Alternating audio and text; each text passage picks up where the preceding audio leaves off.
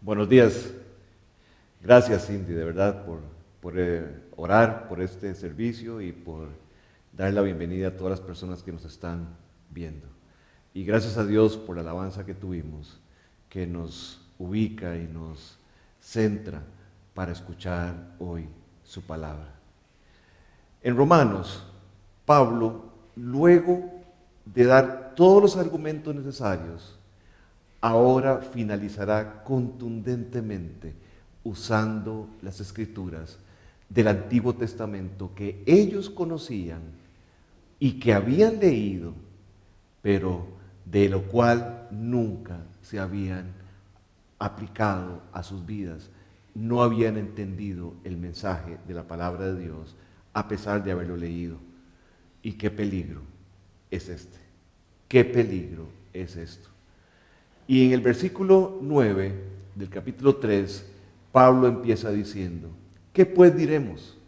¿Seremos nosotros mejores que ellos? En ninguna manera, pues ya hemos acusado a judíos y a gentiles que están bajo pecado. ¿Qué manía esta de nosotros los hombres? Siempre comparándonos y luchando para parecer mejores que los demás, aunque solo sea en mi mente. Quiero justificarme y parecer mejor que los demás. Pero una pregunta, ¿acaso que somos hechos de diferente barro? Todos venimos del mismo barro con el que hicieron a nuestro padre, Adán. Así es que no hay diferencia.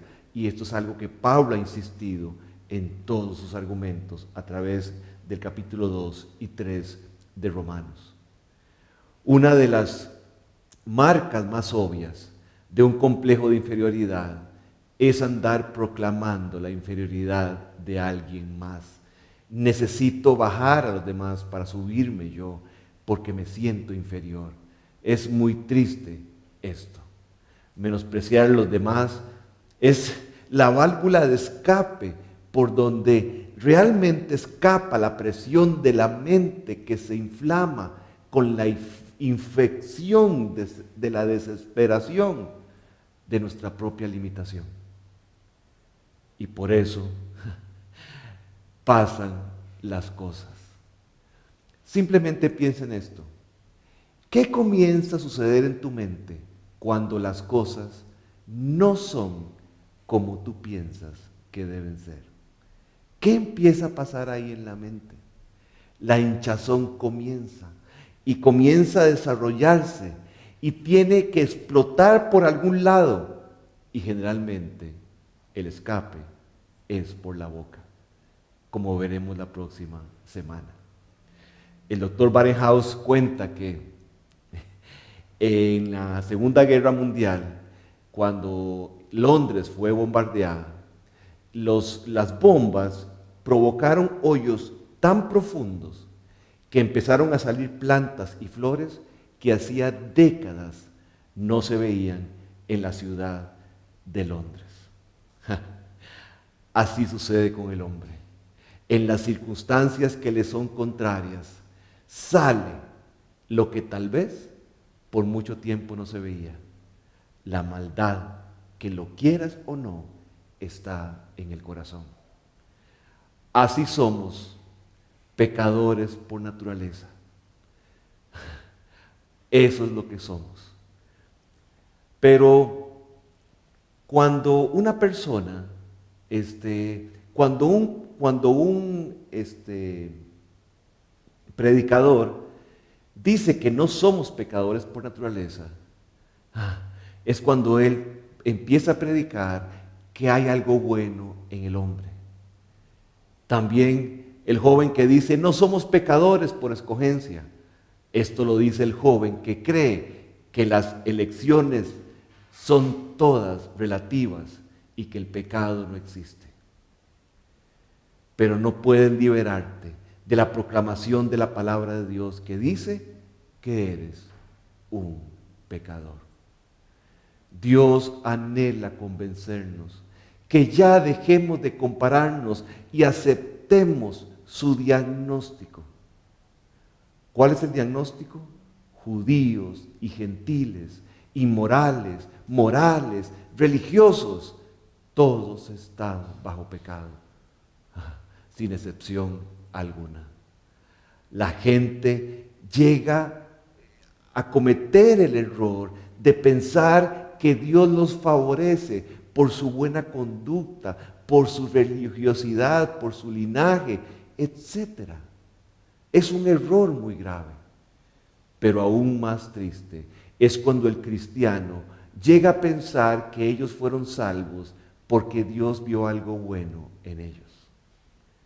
Qué triste es esto. O aún más sutil, que ellos fueron los que tomaron la decisión de aceptar a Cristo.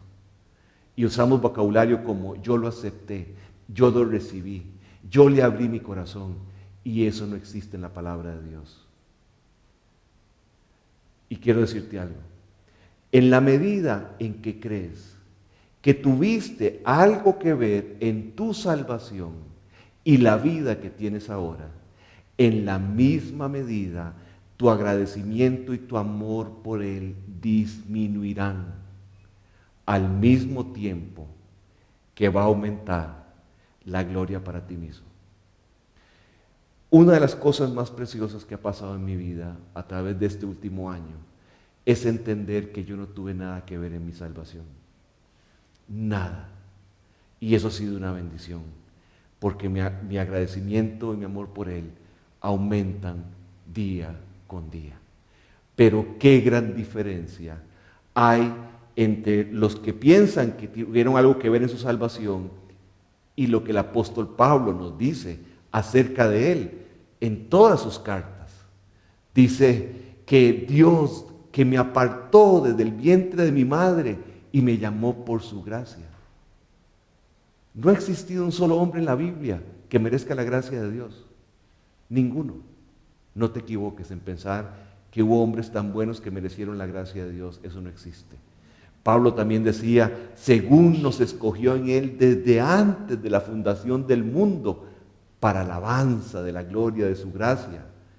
Pablo dice, habiendo sido blasfemo, perseguidor e injuriador, mas fui recibido a misericordia, para que Jesucristo mostrase en mí el primero toda su clemencia, para ejemplo a otros. También dice Pablo, quien nos salvó y nos llamó, no conforme a nuestras obras. También decía, por la gracia de Dios soy lo que soy.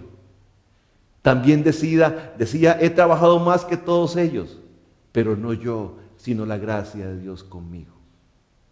Y por eso pudo decir, de ninguna cosa hago caso, ni estimo preciosa mi vida para mí mismo, con tal de que acabe mi carrera con gozo. ¿Por qué dijo esto? Porque él sabía que en ese momento todo lo que era y todo lo que tenía había sido un regalo inmerecido de Dios, y por eso vivió para Cristo con todo su corazón, y Dios pudo lograr a través de él todo lo que conocemos en la palabra. En su amor, definitivamente Dios quiere llevar la mente y el corazón del hombre a aceptar este diagnóstico. Luego, su poder y su gracia nos va a levantar a una vida completamente nueva, eterna, por la muerte y resurrección de nuestro Señor Jesucristo. Sigue diciendo el pasaje, están bajo pecado. Dice el versículo que acabamos de leer, que todos, judíos, gentiles, todos están bajo pecado. Estar bajo pecado es algo terrible. Es estar bajo el poder del pecado, estar bajo sus reglas, estar bajo su reino, estar bajo su influencia, estar bajo su control. Es, o mejor dicho, somos esclavos del pecado. Eso es lo que somos antes de ser liberados por el Señor Jesucristo. La palabra pecado denota varias cosas. En primer lugar es errar el blanco. O sea, no tenemos habilidad para llegar al blanco de la perfección que Dios exige. También significa sobrepasar los límites. o sea, ser rebeldes a algo que se nos dice. También la palabra pecado implica caídos en vez de estar de pie, torcidos en vez de estar derechos. Habla de una debilidad que viene por el pecado. También denota desobediencia de un mandamiento. Hay una diferencia entre palabra pecado y pecados. El pecado es un ser que habita en el hombre y es algo mucho más terrible que lo que hacemos, porque el pecado es el veneno que vuelve malo todo lo que hacemos. No son las acciones en sí lo que está mal es el por qué las hacemos, la intención con la cual las hacemos, y es ahí donde el pecado aprovecha para hacerlo todo pecaminoso, porque las intenciones son muy equivocadas. Entonces, dice la Biblia que Jehová miró desde el cielo sobre los hijos de los hombres y da su diagnóstico de la condición de los hombres, sin excepción. Quiero leerles el diagnóstico de Dios que está en el capítulo 3, versículos 10 al 18. Dice así: como está escrito, no hay justo ni aun uno, no hay quien entienda, no hay quien busque a Dios. Todos se desviaron, a una se hicieron inútiles, no hay quien haga lo bueno, no hay ni siquiera uno. Sepulcro abierto es su garganta, con su lengua engañan, veneno de áspides hay debajo de sus labios. Su boca está llena de maldición y amargura, sus pies se apresuran para derramar sangre, quebranto y desventura hay en sus caminos, y no conocieron camino de paz. Ese es el simple diagnóstico que Dios da de la humanidad completa. No hay nadie que escape a este diagnóstico. Pero los cargos de este diagnóstico son presentados en 3 categorías que iremos viendo. Del 10 al 12 habla del carácter o la naturaleza que nos distingue a todos. Del 13 al 14, esta naturaleza produce una manera de hablar. Y del 15 al 17 veremos que esta naturaleza produce un tipo de conducta. Empezaremos con el primero, en el versículo 10, que dice: como está escrito, no hay justo ni aún uno. Qué increíble, ¿verdad? Pablo empieza este diagnóstico diciendo: escrito está. Algo tan sencillo, una frase tan corta: escrito está. Si realmente queremos tener poder en nuestra vida y vivir satisfechos, esta frase debe ser suficiente argumento para nosotros y debe tener el suficiente poder sobre nosotros para que nos sometamos y obedezcamos. Simplemente porque algo está escrito, debe ser así para nosotros, debe tener la autoridad sobre nosotros, solamente porque está escrito. El mundo está esperando por hombres y mujeres por los cuales escrito está, sea más que suficiente. Con razón, en el libro de Isaías, Dios decía Dios: yo hice todas estas cosas y así todas estas cosas fueron. Pero miraré a aquel que es pobre y humilde de espíritu y que tiembla a mi palabra. A ese es el que voy a mirar. Luego de todo esto, dice que el estándar está establecido.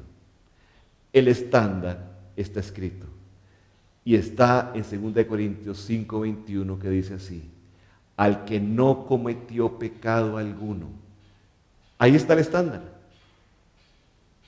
Ese es el estándar que Dios pide: no cometer pecado alguno desde mi nacimiento hasta el día de mi muerte. Ese es el estándar. Dice, el versículo continúa diciendo: Por nosotros Dios lo trató como pecador, para que en Él recibiésemos la justicia de Dios. No cometer pecado alguno es el estándar determinado. Y también la Biblia dice que nadie lo logró, que nos quedamos cortos, que nadie pudo alcanzar la gloria de Dios. Además, Jesús en el Sermón del Monte dijo aquella famosa frase: sed pues vosotros perfectos, como vuestro Padre que está en los cielos es perfecto. Jesús no dice, inténtenlo. Él da un mandamiento: sed perfectos. Este es el estándar. Por eso es el diagnóstico. El diagnóstico se da porque hay un estándar que nadie puede cumplir. Esto significa para Dios que el hombre, desde la planta del pie hasta la cabeza, no hay en él cosa sana. Nada sano existe en el hombre. Si no somos perfectos como Dios, somos lo peor para Dios. Somos personas, somos una humanidad depravada. Somos como suciedad, dice la Biblia, y todas nuestras justicias, todas las cosas buenas que podemos hacer, como trapo de inmundicia. La Biblia dice que estamos muertos en delitos y pecados. ¿Saben? Yo no digo que no haya personas buenas. Yo no digo que no haya personas, que hagan cosas buenas. Existen incrédulos que son muy buenos, buenos padres, gente honesta. Está perfecto. Pero esa bondad no alcanza para satisfacer el estándar de Dios, porque esa bondad no es completamente perfecta. La bondad del hombre siempre lleva el veneno del pecado, como decíamos antes, que pone en esa bondad intenciones equivocadas.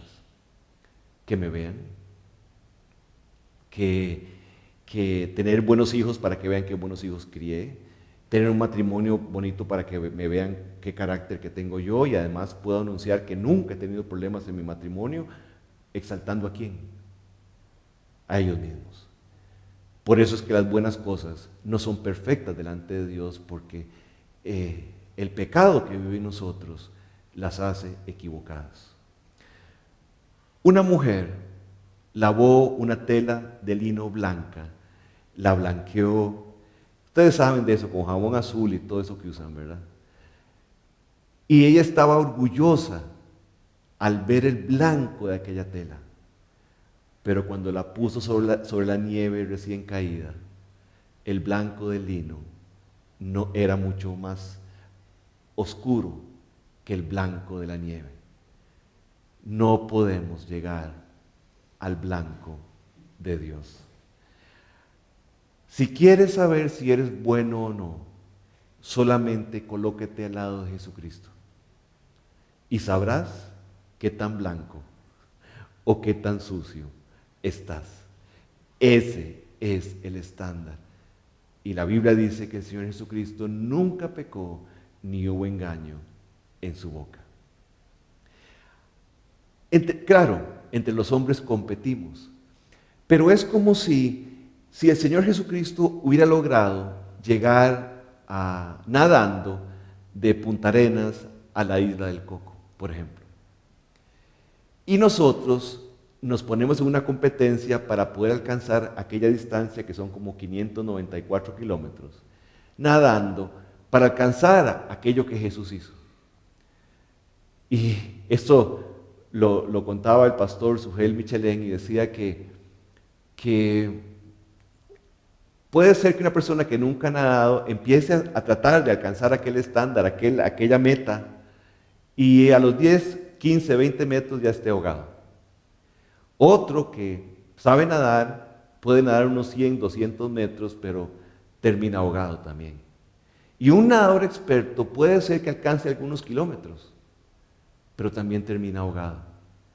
La pregunta es, ¿cuál es la diferencia entre el primer ahogado y el tercero? Todos están ahogados. Por más bondad, no podemos alcanzar el estándar perfecto del Señor Jesucristo. Comprender este hecho es de suma importancia para poder comprender la necesidad del Evangelio en nuestra vida, no solo para salvación, sino para cada área de mi vida.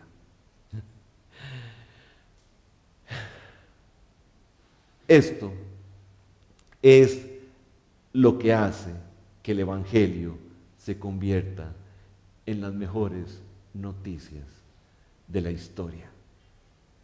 Pero nosotros luchamos por justificar nuestras acciones delante de este diagnóstico.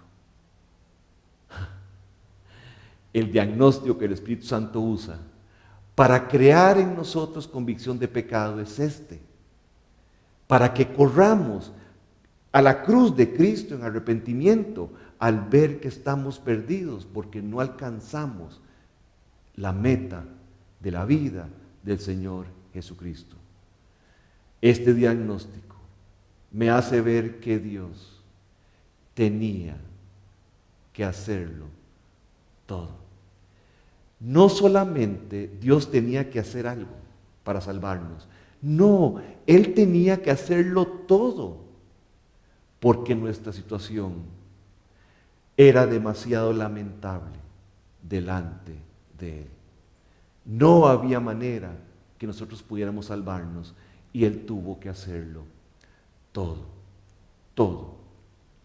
También esto nos enseña a presentar el Evangelio de una manera correcta. Ya no es, ¿quieres recibir a Cristo? ¿Quieres ser feliz? ¿Quieres tener un buen amigo que te ayude? ¿Quieres recibir a Cristo para que tus problemas se terminen? Todo eso debe acabar a la hora de presentar el Evangelio a una persona. Debemos presentar el Evangelio de acuerdo a este diagnóstico, de que todos están bajo el poder del pecado, están bajo la ira de Dios y no hay una salida más que la que acabamos de leer en el versículo anterior. Por nosotros Dios lo trató como pecador para que en Él recibiéramos la justicia de Dios. Cuando entendemos esto, nos damos cuenta que ya no necesitamos saber los pecados de la persona. No necesitamos saber si los pecados son negros o blancos o grises o café. No nos interesa. Esa persona que está delante de nosotros, a la cual tratamos de presentar el Evangelio, simplemente es una persona que no es justa delante de Dios. Es una persona que no alcanzó el estándar que Dios exige. Y eso es suficiente.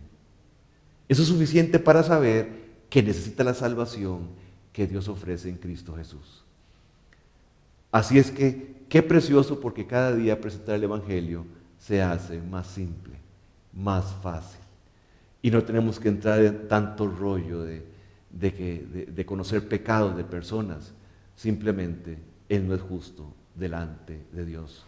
Es más, la iglesia fue dejada en la tierra con la misión de predicar dos cosas a los hombres: el diagnóstico de Dios acerca de su condición, no lo que un pastor piensa, no, el diagnóstico de la palabra de Dios, y luego la cura que Dios ofrece a través de la cruz del Calvario. Eso es maravilloso. Como está escrito, no hay justo ni aún uno.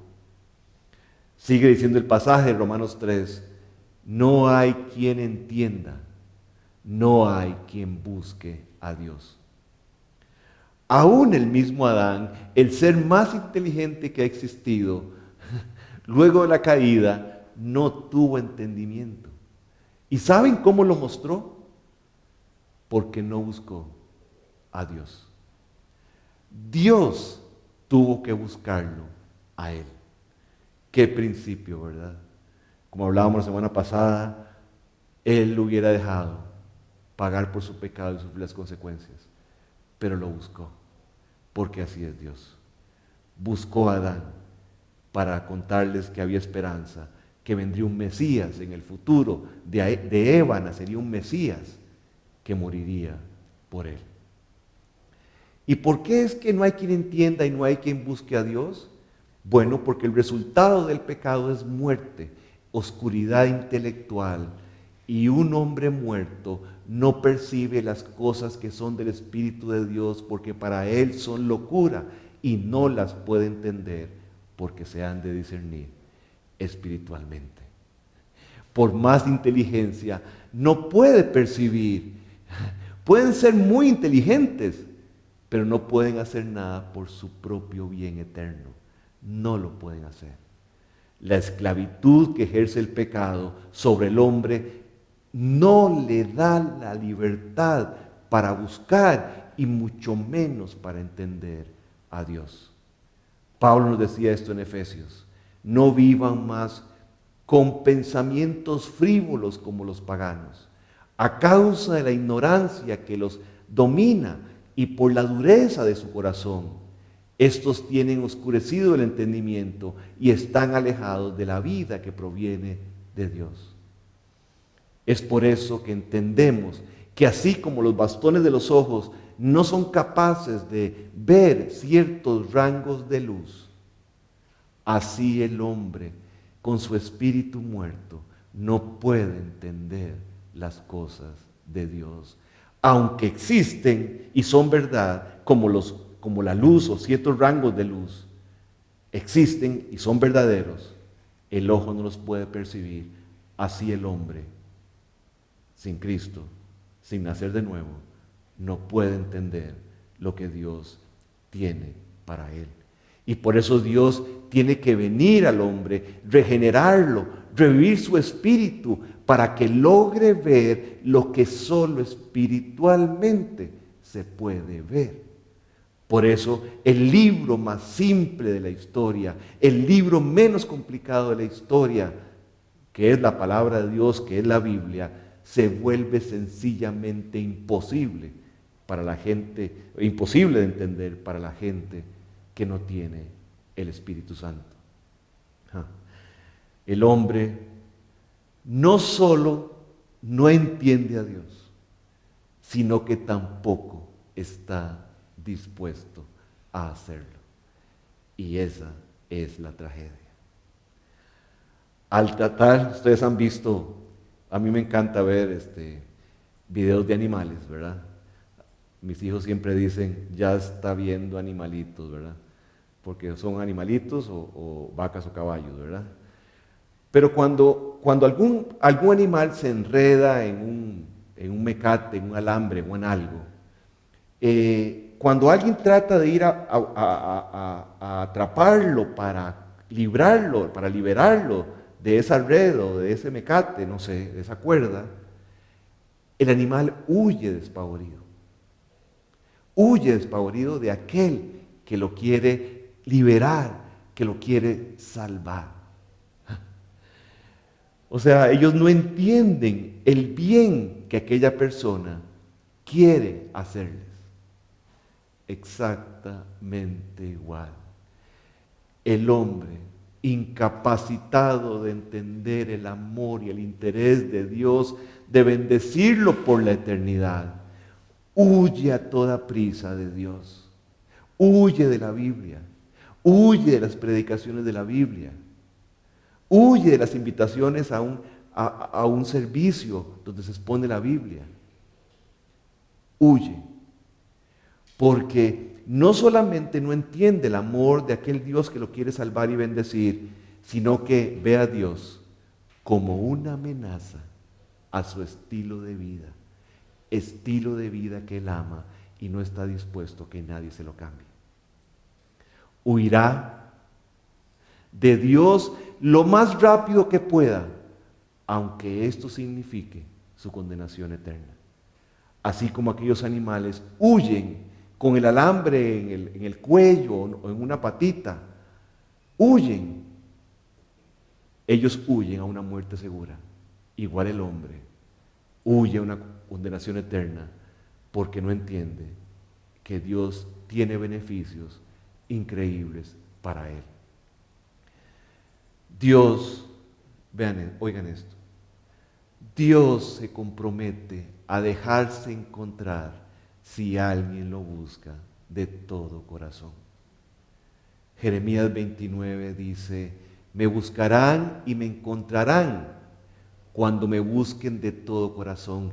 Me dejaré encontrar, afirma el Señor. Me dejaré encontrar, dice Dios.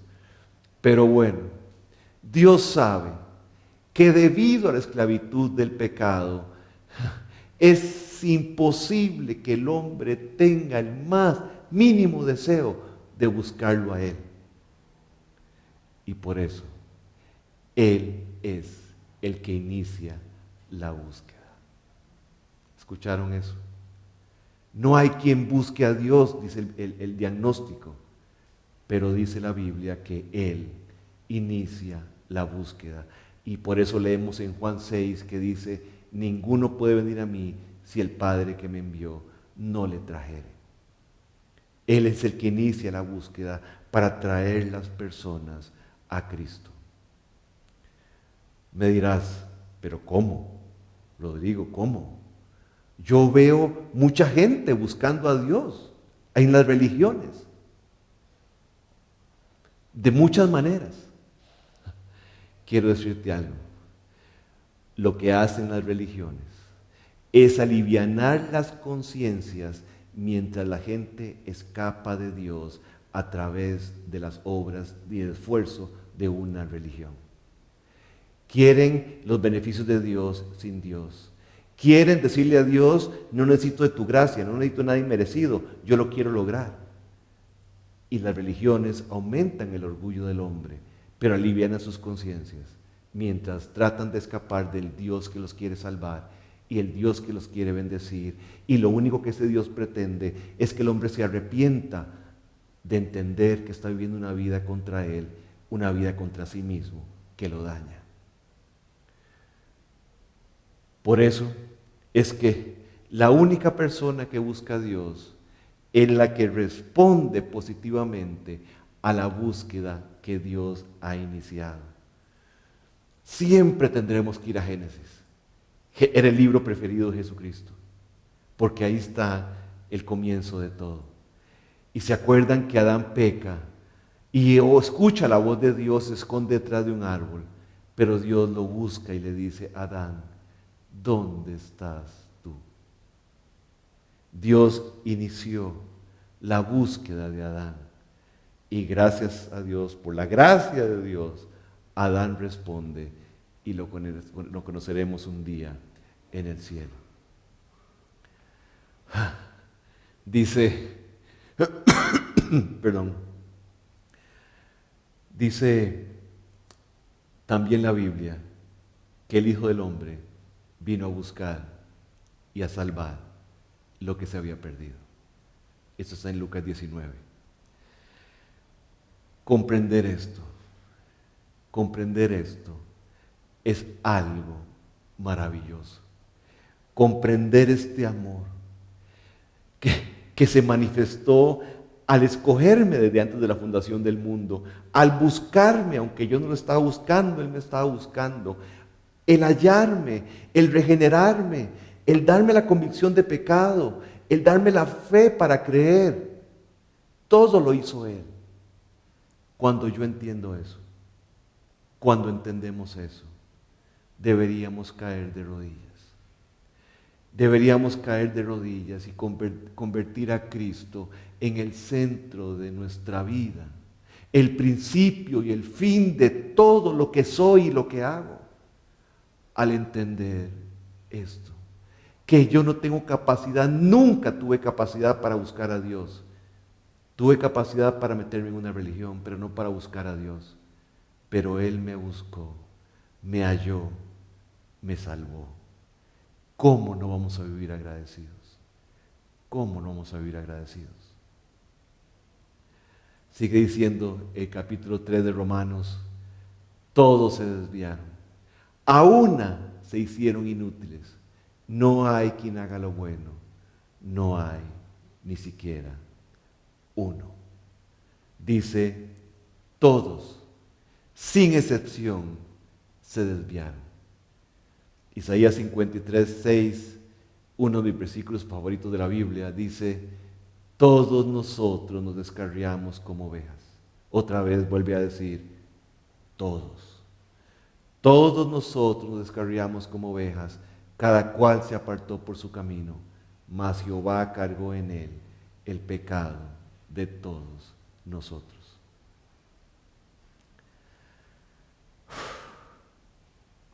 De verdad, cuánto agradecimiento. A todos nosotros, por naturaleza nos agrada caminar, por nuestra propia senda, la que es agradable a nuestros sentidos. No importa si esa senda que escogemos nos hace daño, o no importa si esa senda que escogemos afecta a otras personas. Yo quiero divorciarme, no me importa lo que sufran mis hijos, no me importa lo que sufra el otro cónyuge. No me importa, escojo la senda que a mí me gusta. Es terrible lo que somos. Y así podría dar muchos ejemplos, pero siempre escogemos lo que es agradable a nuestros sentidos. No importa si nos dañamos nosotros mismos o dañamos a alguien más. Pasamos la vida tomando decisiones y nunca abrimos una Biblia para saber la voluntad de Dios.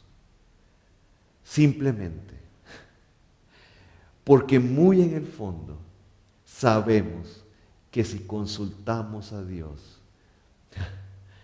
Dios puede que no esté de acuerdo con lo que vamos a hacer y por eso mejor no lo leemos y por eso mejor no lo buscamos. Así somos.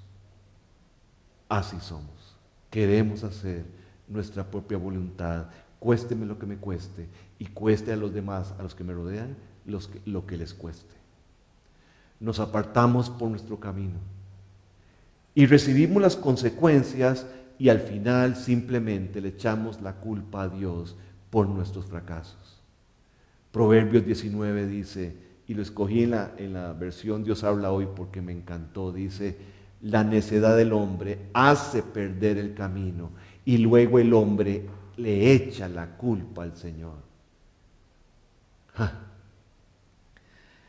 Lo vemos a todos los niveles. Hemos echado a Dios del gobierno en este país. Hemos echado a Dios de las escuelas, de los colegios, de las universidades. No permitimos que la Biblia se lea y es en la Biblia donde dice amarás a tu prójimo como a ti mismo. Es la Biblia la que dice no matarás. Es la Biblia la que dice no robarás. Hemos echado a Dios de nuestro país y estamos sufriendo las consecuencias. Y la gente se pregunta, en todas estas cosas que están pasando, ¿dónde está Dios? Si lo hemos echado. Estamos hablando de un país, pero también pasa en nuestras vidas. Lo echamos, no lo consultamos. Y después vienen las consecuencias y decimos, ¿dónde está Dios? Somos ingratos con Dios. Pero también dice, oigan esto, todo camino, fuera del camino con mayúscula, Jesús dijo, yo soy el camino. Todo camino, fuera del camino de Jesucristo, fuera de la voluntad de Dios, terminará sí o sí en muerte, en separación de Dios. La Biblia habla de esto en Proverbios 14 y dice, hay camino que al hombre le parece recto, pero que acaban por ser caminos de muerte. Pero, señoras y señores, ¿qué anuncio? Después de escuchar todo esto, el versículo que leímos al principio dice, mas Jehová cargó en él el pecado de todos nosotros. Puedes haberte desviado por multitud de caminos que has escogido en tu vida, pero Dios en su amor ha establecido un camino por el cual puedes volver. Se llama nuestro Señor Jesucristo. Es un camino perfectamente pavimentado, con su sangre, con su dolor, con su vergüenza, para que así, perfectamente pavimentado, no tengas la más mínima dificultad en volver a Él. arrepentido de las decisiones que has tomado. En ese camino te encontrarás con un Dios con los brazos más que abiertos para recibirte. Y además quiero decirte algo, te ha estado esperando por toda la eternidad. Es muy duro lo que empezamos a hablar, pero en toda dureza hay esperanza. En todo mal diagnóstico, Dios tiene una esperanza. Sigue diciendo, a una se hicieron inútiles. Oigan este versículo de los Salmos. Jehová miró desde los cielos sobre los hijos de los hombres para ver si había algún entendido que buscara a Dios. Y este fue el resultado de su indagación en la tierra. Todos se desviaron, a una se han corrompido. Wow. Otra vez, la verdad duele. Se hicieron inútiles. Inútiles es la palabra, en griego se usa la palabra que se usa cuando la leche se descompone. Cuando la leche se descompone, sencillamente deja de ser útil para todo lo que la leche es útil, para hacer mantequilla, queso, whipping cream. Vea qué rico. Bueno, pero la leche se descompone y no sirve más para nada, para todo aquello para lo cual su naturaleza, para lo cual fue diseñada para hacer. Nosotros nos hicimos inútiles para Dios. Nos hicimos inútiles para nosotros mismos. Y nos hicimos inútiles para bendecir a los demás. ¿Cómo es que yo pretendo beneficiarme a mí mismo si tomo decisiones que me destruyen simplemente porque las disfruto?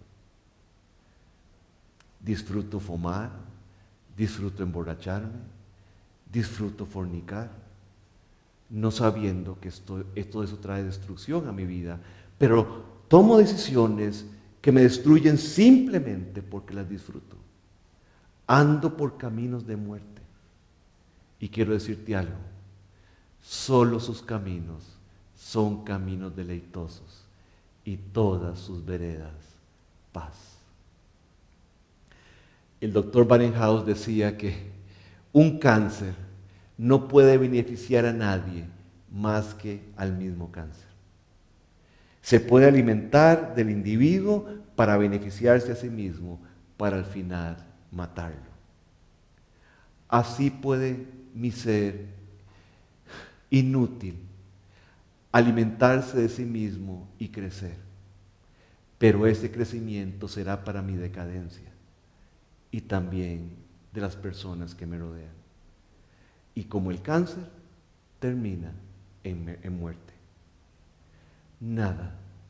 Nada puede ser de bendición en mi vida si no viene de la gracia de Dios por la cruz de Jesucristo, a través de la revelación de la palabra de Dios, iluminada por el Espíritu Santo. Nada puede ser de bendición a mi vida que no venga a través de Él. No ser apto. Quiero que escuchen esto y pongan atención. No ser apto para lo que fuimos diseñados muestra el gran daño que el pecado hizo en la humanidad. Yo quiero repetir eso. No ser apto para lo que fuimos diseñados muestra el gran trabajo, el gran daño que el pecado hizo en la humanidad. Las traducciones de la Biblia, creo yo, no sé, esto es algo que yo supongo, tal vez para no herir oídos sensibles, no usaron las palabras que mejor se ajustaban al original. El puritano John Owen un gran hombre de Dios lo escribe de esta manera: todos se hicieron asquerosos o corruptos, como una fruta o carne podrida. Así que se hicieron inútiles, no aptos para lo que fueron diseñados, para servir a Dios y para promover su propio bien y el bien de otros. Más adelante, Owen agrega que el propósito para el cual el hombre fue diseñado y del cual ha caído es servir a Dios y promover el bienestar de su propio ser y el bienestar de los demás. En mi vida, quiero decirles que cuando yo era incrédulo, estaba despedazando mi vida y era una maldición para mi esposa especialmente y para mis hijos. No hacía bien a nadie, pero Dios me buscó y me halló y me transformó y pudo convertirme en una vida que bendice a otros, pero es la obra de Él. Yo me volví, en todo lo que dijo John Owen, califica mi vida antes de conocer a Cristo. Pero Él me salvó y me transformó. Yo sé que esto ofende, lo sé, y quisiera borrarlo de la predicación, pero no lo voy a hacer. Porque es exactamente la exaltación del yo la que ha traído toda esta desgracia en este tren llamado vida. ¿Cómo pega esto el orgullo? Qué duro es todo esto. Pero Dios dice que así es. Nos hicimos inútiles. Él decía en Juan 15 lo siguiente: yo soy la vid, vosotros los pámpanos. El que permanece en mí y yo en él, éste lleva mucho fruto, porque separados de mí, nada podéis hacer. Y esto a veces lo leemos y lo leemos de esta manera: sin mí no puedes hacer mucho. O también lo leemos de esta manera: sin mí solo puedes hacer muy poco. Pero la palabra sigue diciendo, y es clara cuando dice: separados de mí, nada podéis hacer. Bueno, sí, podemos hacer mucho, pero para destrucción, no para bendición. Como creyentes, como personas a quienes Dios ha rescatado, esto lo tenemos que tener presente siempre. Decía Jesús en Lucas: así también vosotros, cuando hayáis hecho lo que os ha sido ordenado, decid: siervos inútiles somos, pues lo que debíamos hacer, hicimos. Esto debería humillarnos para entender que no es lo que hacemos por Dios lo que cuenta, sino cuánto de Cristo le permitimos a Dios formar en nosotros. Eso es lo que nos bendice. Solo lo que viene del Espíritu puede ser de bendición para el hombre. Por eso es que en la actualidad muchos sermones son inútiles. Ellos consisten en pensamientos humanos, filosofías humanas, imaginación humana, y pueden ser muy bonitos, aún alentadores, pero sin un valor permanente. Son predicaciones que dan un punto de vista de un hombre y buscan versículos para apoyar su punto de vista. Por eso yo estoy seguro que la única predicación que puede resultar en bendición permanente para cualquier corazón es la enseñanza que expone la palabra de Dios, y nos ajustamos a la palabra y vamos exponiendo la palabra. Dios nunca ha prometido bendecir las palabras de los hombres. Jesús dijo: las palabras que yo os he hablado, refiriéndose a Jesús, las palabras que yo os he hablado son espíritu y son vida. Siempre hay un aliento precioso. Pero sigue diciendo el diagnóstico. No hay quien haga lo bueno. No hay ni siquiera uno. Otra vez, bajo el estándar de Dios que Dios exige, nadie puede hacer algo bueno o perfecto delante de Dios. Y sí, como decíamos antes, existen personas que hacen cosas buenas, pero ninguna alcanza la perfección de Dios. Algo perfecto. Solo cuando Dios viene a nuestra vida es que podemos hacer algo perfecto, con una intención correcta que glorifica a Dios. Lo que define la perfección de algo es la intención del corazón con la que se hace. Y lo que Cristo estaba enseñando aquí es que hay una vasta diferencia entre lo que significa para el hombre hacer algo bueno y lo que significa para Dios. Cuando se acuerdan el joven rico que vino a Jesús y le dijo, maestro bueno, y Jesús le respondió, bueno, solo Dios. Él le estaba diciendo al joven rico que ajustara la gramática, porque o lo llama maestro malo, porque bueno solo es Dios, o lo llama Dios bueno. Pero el rico no creía que Jesús fuera Dios, y por eso se perdió. Así es que, bueno, solo Dios, no hay otra manera. La razón por la que el Señor Jesucristo era verdaderamente bueno es porque Él era verdaderamente Dios. Esa es la razón.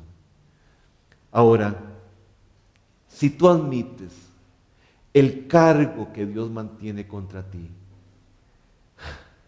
si tú no admites esto, si no admites este diagnóstico que Dios tiene de tu vida, ¿cómo vas a darte cuenta de la necesidad de un Salvador? ¿Para qué vas a necesitar un Salvador? Esto fue lo que Jesús quiso decir cuando dijo, los que están sanos no tienen necesidad de médico, sino los enfermos. No he venido a llamar a justos, sino a pecadores, al arrepentimiento. Y aquí en el Evangelio nos encontramos una comparación que nos va a explicar esto de lo que es ser bueno para Dios y lo que es ser bueno para el hombre. Jesús dijo lo siguiente, vosotros sois de abajo, yo soy de arriba. Vosotros sois de este mundo, yo no soy de este mundo. Este pasaje nos muestra la vasta diferencia entre la bondad de Dios y la del hombre. La de Él es de arriba, celestial, perfecta. La del hombre es terrenal, corrompida por malas intenciones, corrompidas por un mal corazón. No hay quien haga lo bueno, no hay ni siquiera uno.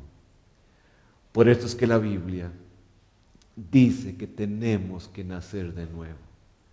Tenemos que nacer de arriba.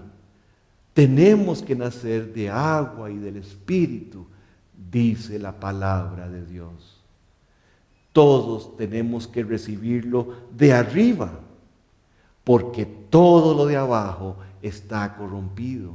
Tenemos que volver a comenzar. Para esto Cristo murió por ti, para pagar todos tus pecados, y resucitó para decirte que Él puede darte nueva vida. Tenemos que recibirlo de arriba todo. La obra es de Dios, la salvación es de Dios. Dios nos ha revelado hoy, delante de nosotros, el diagnóstico de nuestra naturaleza. Pero hay un detalle muy importante. Este diagnóstico lo escribe en una carta a la iglesia. No lo escribe una carta para el mundo, lo escribe para la iglesia. ¡Qué detalle! ¡Qué detalle! Nosotros tenemos que recordar de dónde salimos. Nosotros todos los días tenemos que recordar de dónde nos rescataron. Si no hacemos esto, el amor y la devoción por nuestro Señor sencillamente disminuirá o se acabará. Isaías nos invitaba a esto cuando decía en el capítulo 51, versículo 1, ustedes, los que van tras la justicia y buscan al Señor, escúchenme. ¡Qué impresionante! Dios en la boca de Isaías, en la pluma de Isaías, nos dice, ustedes que buscan a Dios, escúchenme. Miren a la roca de la que fueron tallados, la cantera de la que fueron extraídos. Es Dios gritándonos a la iglesia, diciéndonos, escúchenme, recuerden de dónde los saqué, recuerden de dónde los rescaté. No se les olvide que yo fui el que los rescaté, no fue ningún esfuerzo de ustedes. Y todo lo hice por amor de mí mismo. Y todo lo hice por amor a ustedes, aunque no se lo merecieran. Jamás olvides lo que eres y de lo que un día Dios te salvó. Con razón Pablo, entendiendo esto, termina diciendo en 1 Corintios 6, versículo 9 en adelante: ¿no sabéis que los injustos no heredarán el reino de Dios?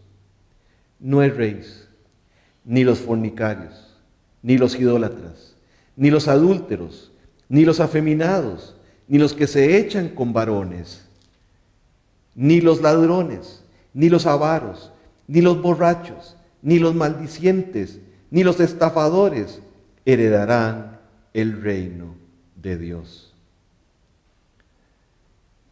Aquí repite un poco el diagnóstico, pero termina diciendo, y esto erais algunos, mas ya habéis sido lavados, ya habéis sido santificados, ya habéis sido justificados en el nombre del Señor Jesús y por el Espíritu de nuestro Dios. Recuerdo épocas en mi vida donde luego de conocer a Cristo me sentía perdido y me sentía sin esperanza. Pero este pasaje habla mucho de lo que era Rodrigo antes de conocer a Cristo, pero lo que está latente ahí también. Y termina diciendo, esto erais algunos, pero ya habéis sido lavados, ya habéis sido santificados, ya Él lo ha hecho todo. Y esto limpia nuestras conciencias para adorarlo, para temerle, para servirle con todo el corazón. Vamos a orar.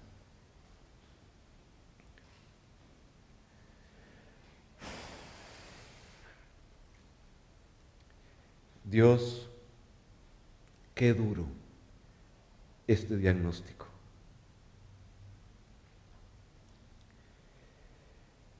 Qué duro es enfrentarse a la verdad,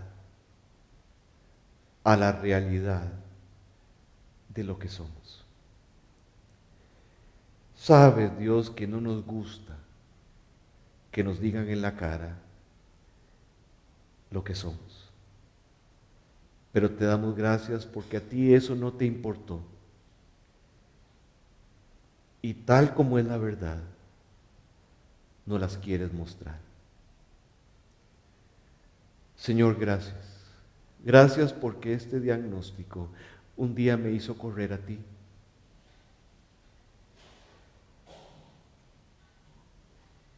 Me diste la gracia, me diste todo lo que necesitaba para encontrarte. Me buscaste, aún en otro país me buscaste. Señor,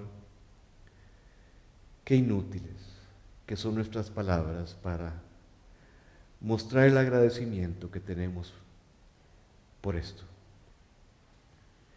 Y aún así, teniendo este diagnóstico y sin merecerlo, nos santificaste, nos lavaste, nos salvaste, nos perdonaste, nos regalaste vida eterna.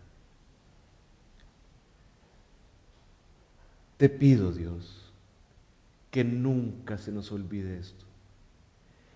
Que recordemos siempre la roca donde fuimos cortados, la condición en que nos hallaste y nos salvaste, muertos en delitos y pecados, así nos diste vida, por puro amor, por pura gracia.